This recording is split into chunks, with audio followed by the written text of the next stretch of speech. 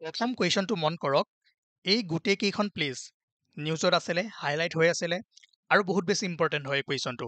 আৰু আপোনালোকে যদি PYQ ভালদৰে চায় তেনেহ'লে এনেকুৱা কুৱেশ্যন বহুকেইটা পাব। আৰু যিবোৰ ঠাই, যিবোৰ প্লেচ হাইলাইট হৈ থাকে, নিউজত থাকে, সেইবোৰে বেছিকৈ দিয়াৰ চান্সেছ থাকে। ঠিক আছে, গতিকে লিষ্ট 1ত ঠাই আৰু লিষ্ট 2ত কোনখন জিলাত বা কোনখন ডিষ্ট্ৰিক্টত আছে।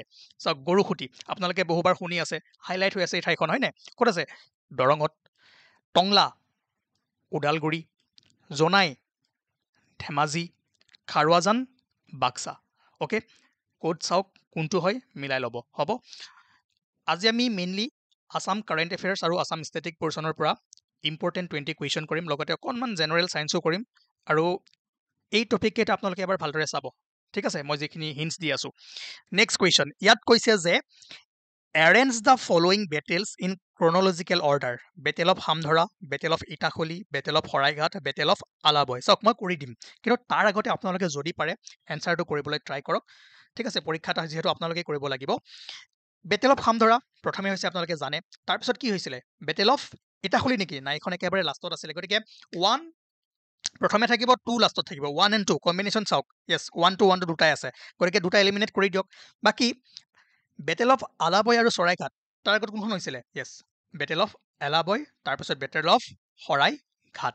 গতিকে কি হ'ব? 1 1 4 3 2 আছেনে? 1 4 3 2, য়েছ, 1 4 3 2। আপোনালোকৰ কাম কি? কিমান চনত হৈছিলে, সেই সময়ত কোন কোন ৰজা আছিলে।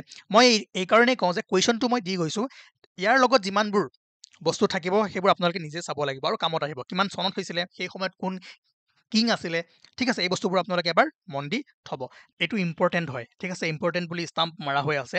কিন্তু কুৱেশ্যনটো কৰাৰ আগত কেইটামান কথা আপোনালোকে বুজি লওক, বহুখিনি কুৱেশ্যনত কামত আহিব, ঠিক আছে। অ'কে, এইখন হ'ল আপোনাৰ ব্ৰহ্মপুত্ৰ নদী, হয়নে? আৰু এইফালে যিবোৰ ট্ৰিবিউটৰী আছে, নৰ্থ বেংক ট্ৰিবিউটৰী আৰু এইবোৰ চাউথ বেংক ট্ৰিবিউটৰী। এতিয়া এটা বস্তু মন কৰিব, ইয়াত আছে আপোনাৰ অৰুণাচল প্ৰদেশ, ভূটান, আৰু এইফালে কি আছে? মেঘালয়, মণিপুৰ, নাগালেণ্ড, হয়নে নহয়? চাওক, যিবোৰ নৰ্থ বেংক ট্ৰিবিউটৰিজ আছে, মেইনলি অৰুণাচল প্ৰদেশ, তিব্বত, ভূটান, ইয়াৰ পৰাই কি হয়? উৎপত্তি হয়, হয়নে? আৰু এই নৰ্থ বেংক ট্ৰিবিউটৰীবোৰৰ শ্লোপটো, ঢালটো কি হয়? বেছি হয়। আৰু শ্লোপ বেছি হোৱাৰ লগে লগে ইয়াৰ পানীৰ সোঁত কি হ'ব? বেছি হ'ব। যেতিয়াই পাহাৰৰ পৰা পানীবোৰ নামি আহিব বা ইয়াত যিহেতু ঢাল থাকিব, তেতিয়া কি হ'ব? ইয়াত যিমানবোৰ শিল, বালি, মাটি আছে, সকলোবোৰ কি কৰিব? উটাই লৈ আহিব। আৰু তাৰ ফলত কি হয়? যিবোৰ নৰ্থ বেংক ট্ৰিবিউটৰী আছে, ইহঁতৰ চিল্ট চাৰ্জটো বা চিল্ট লোডটো কি হয়? বেছি হয়, ঠিক আছে।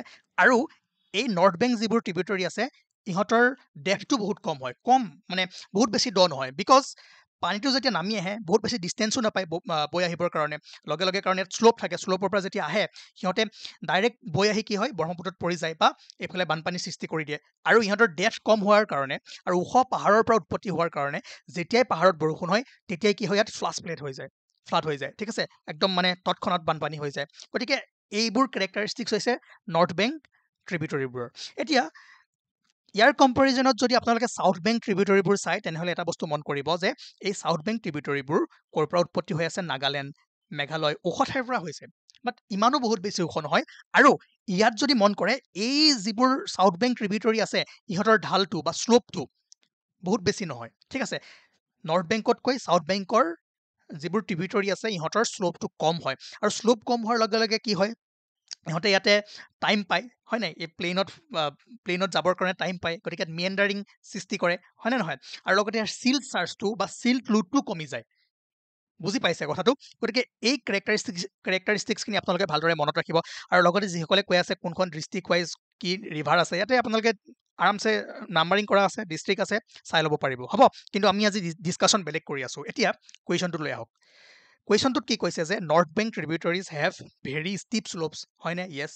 And shallow braided channels, yes, for a considerable distance from the foothills and in some cases right up to the outfall. 2 number ষ্টেটমেণ্টটো কি আছে? The south bank tributaries have comparatively flatter grades, yes, আমি বস্তুটো বুজিছে।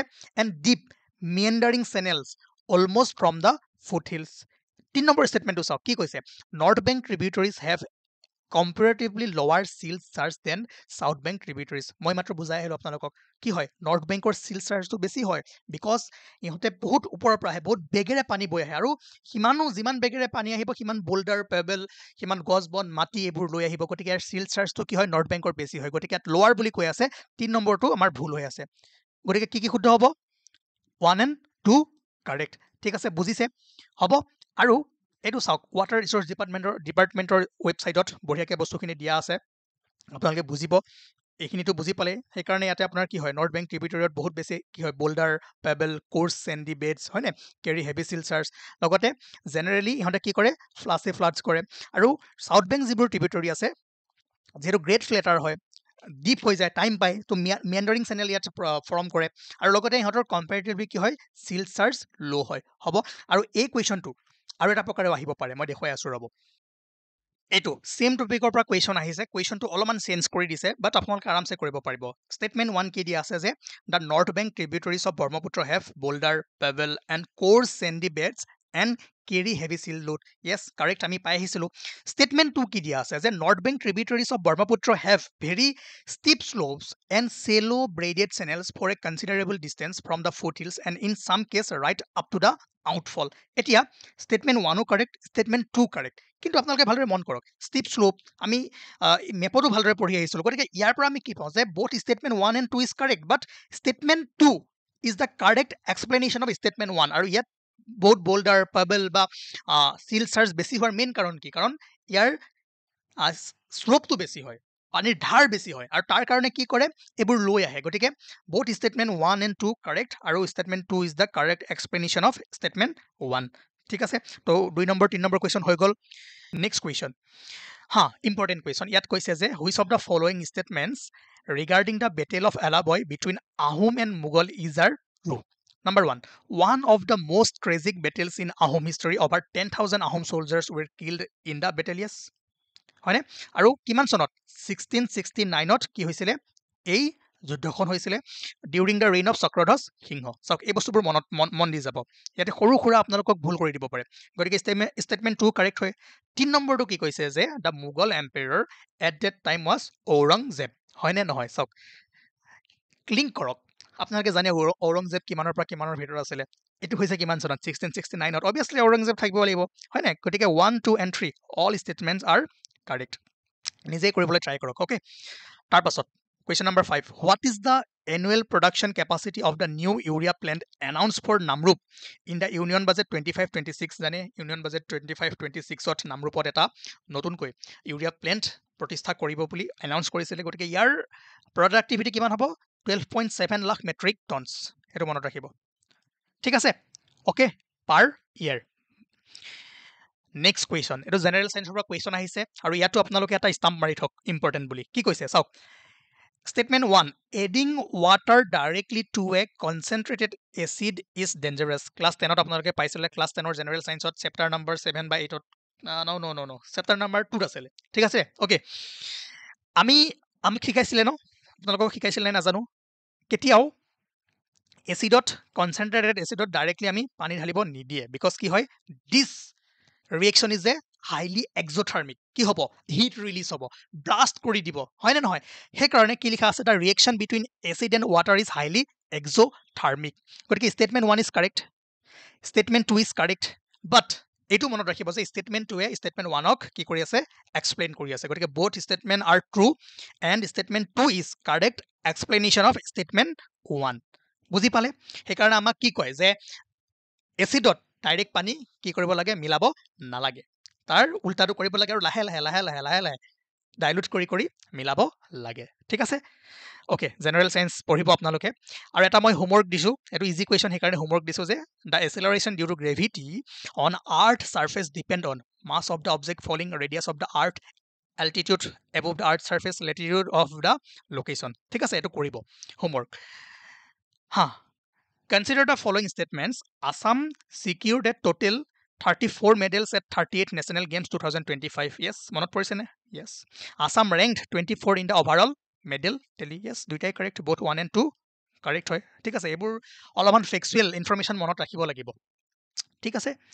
Next question, important. Yet কৈছে, what is the main purpose of the Swagata Satirtha portal launched by Government of India? মনত পৰিছে নাই 90 সেকেন্ড যেটো সিৰিজ আমি চলাই আছো হেতু চাব তাত আসাম ইন্ডিয়া ওয়াৰ্ল্ড স্ট্যাটিক সকলোবোৰ মিক্স কৰি আপোনালোকক পঢ়োৱা হৈ আছে ৰিভাইজ কৰোৱা হৈ আছে ঠিক আছে মই সব পঢ়োৱা নাই যিখিনি ইম্পৰ্টেন্ট বাছি বাছি পঢ়াই আছো আহিবও পাৰে গোটেইখিনি আহিব পাৰে এটাও নাহিব পাৰে কিন্তু যিবোৰ ইম্পৰ্টেন্ট লাগে সেইবোৰ বাছি বাছি কম সময়ত পঢ়াবলৈ ট্ৰাই কৰিছো স্বাগতা সতীৰ্থ পোৰ্টেল কি আছিল to facilitate the online mutual transfer of grade 4 and grade 3 employees হ'ব নেক্সট কুৱেশ্যন ইয়াত কৈছে যে which of the following are the objective of establishing payment banks in India payment bank এই কুৱেশ্যনটো কৰা যেন লাগি আছে য়েছ কৰিছিলোঁ ন অ'কে তথাপিও কৰি দিওঁ to defend financial inclusion yes to provide credit to marginal farmers মই কৈছিল যে পেমেন্ট বেংকে সকলোবোৰ কাম কৰে যিবোৰ বেংকে কাম কৰে জেনাৰেলি কম স্কেলত পেমেন্ট বেংকেও সেই কামবোৰে কৰে কিন্তু ক্ৰেডিট প্ৰভাইড নকৰে ঠিক আছে দুই নম্বৰটো ভুল হৈ আছে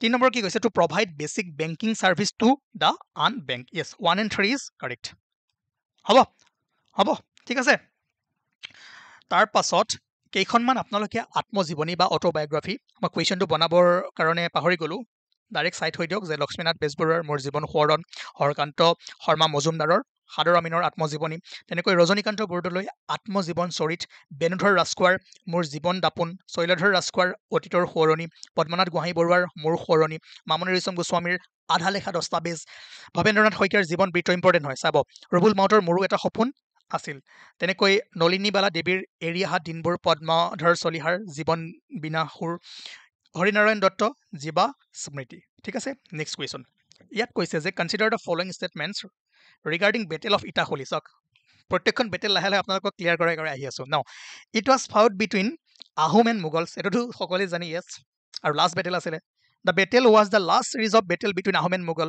1 and 2 কাৰেক্ট তাৰপিছত কি কৈছে it was led by Ahom king Gadadhar Singha চাওক 1 and 2 ইজ কাৰেক্ট এইটো আপোনালোকে মন দিব লাগিব এইটো নিজেই কৰক মই কৰি দিব পাৰিম কিন্তু লাভ নহব ন আপোনালোকে কিমানখিনি পঢ়িছে নিজকে টেষ্ট কৰক ঠিক আছে নেক্সট কুৱেশ্যন ইয়াত কৈছে যে poet Samir Tanti received the Sahitya Akademi award for his poetry collection ফৰিংবোৰে বাটৰ কথা জানে yes correct 2 number writer Deepak Kumar Sharma was honoured Sahitya Akademi award for his collection Bhaskara Charitam yes correct Golapi Jamur Lagna is a work by Homen Borgohain হয়নে খেলি মেলি লাগিছে অলপমান নহয় কাৰ আছিলে নীলমণি ফুকন জুনিয়ৰ গতিকে 3 নম্বৰ ভুল য'ত 3 আছে কাটি দিয়ক থাকিল কি 1 and 2 অনলি ঠিক আছে চাওক মই আজিলৈকে প্ৰায় 600 মান সেশন আপলোড কৰিলোঁ ক্লাছ আপলোড কৰিলোঁ কেতিয়াও কোৱা নাই যে লাইক কৰক ছাবস্ক্ৰাইব কৰক কেতিয়াও কোৱা নাই ঠিক আছে কেতিয়াবা মাজে মাজে নাই মাজে মাজেও কোৱা নাই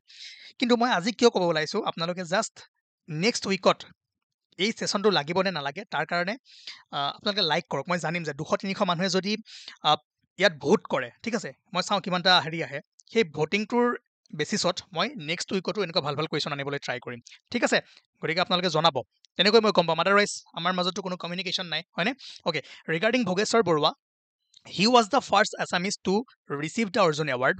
He won gold medal in 800-meter race at the Asian Games in 1966. Yes, eto ami jano correct. Eto correct. Tarpisot ki koise? Abhiruchi Sports Day on 24 September every year on his birthday. Ha. খেলি মেলি ক'ত লাগিব ইয়াত লাগিব সকলোৱে ভাবিব 24 আছিল নে 3 ছেপ্টেম্বৰ আছিল নে 10 ছেপ্টেম্বৰ আছিলে ঠিক আছে পৰীক্ষাটো এইটো বহুত এটা জাতকা লাগি যাব ঠিক আছে গতিকে এইটো অলপমান এতিয়াই ক্লিয়াৰ কৰক হ'ব অলপ পাছত গম পাই যাব ওকে মই দেখুৱাই দিছোঁ কিমান হয় 3 নে হেৰি 24 ওক তাৰপাছত আপোনালোকে হেৰি কৰিব য়েছ 3 ছেপ্টেম্বৰ ঠিক আছে মনত ৰাখিব অভিৰুচি ডে 3 ছেপ্টেম্বৰ আৰু প্ৰথম অৰ্জুন এৱাৰ্ড লাভ কৰিছিলে 800 মিটাৰ এছিয়ান গেমছ 1966ত গ'ল্ড মেডেল আৰু 4x400 মিটাৰ ৰিলেট 1970ত চিলভাৰ মেডেল ঠিক আছে এই দুটা মনত ৰাখিব ওকে আৰু নেক্সট কুৱেশ্যন কি আছিলে বহুত আগলৈ গুচি আহিলোঁ নহয়